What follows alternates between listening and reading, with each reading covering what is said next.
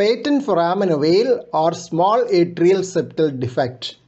Echocardiogram from subcostal view showing the interatrial septum with a small defect and left to right flow across. Please subscribe to this channel for future updates. Click on the subscribe button. Press the bell icon after that for all updates. Red color encodes flow towards the transducer at the top and hence a flow from left atrium to right atrium. Whether it has to be called a small atrial septal defect or patent foramen ovale is the question. Conventionally, PFO is a valvular opening which closes when the blood tries to flow from left atrium to right atrium. In certain phases of the cardiac cycle or during a Valsalva maneuver, right to left flow of blood can occur across a PFO. This is thought to be the mechanism of paradoxical embolism and stroke in case of PFO.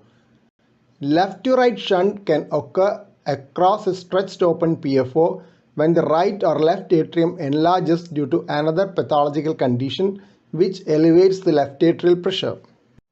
In this case, there was an associated ventricular septal defect, but the size of the defect and the magnitude of shunt across the VSD was not sufficient enough to produce volume overloading of the left-sided chambers.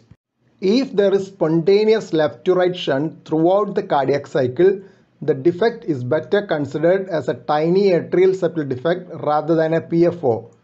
The reason is that PFO by definition is a valvular opening which permits shunting only right to left.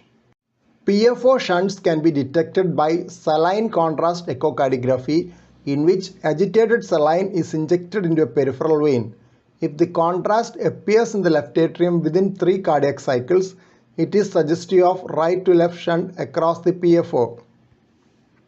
Transesophageal echocardiography may be better for the demonstration of PFO because of higher resolution. Transcranial Doppler studies will document these bubbles reaching the brain and hence the possibility of paradoxical embolism and stroke in case there is deep vein thrombosis.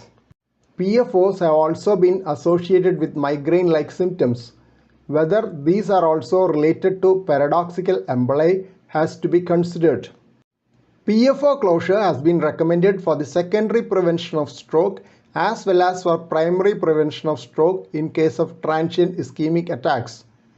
PFO closure device is similar to the AST closure device but differs in 2 aspects. The right atrial disc is larger unlike the AST device.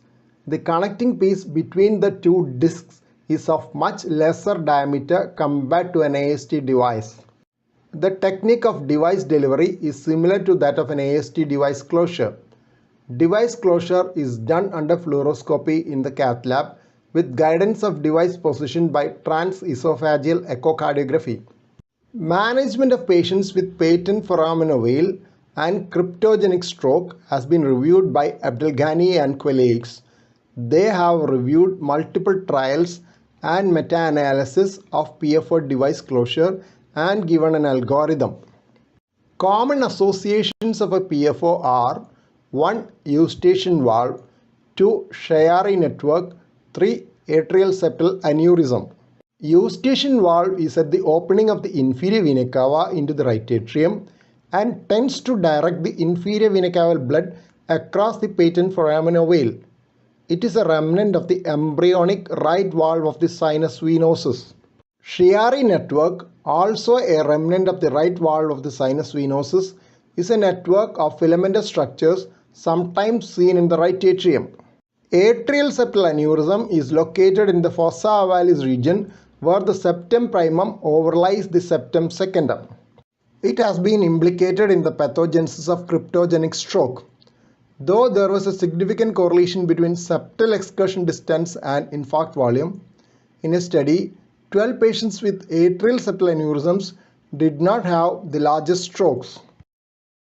Here are a couple of relevant journal references.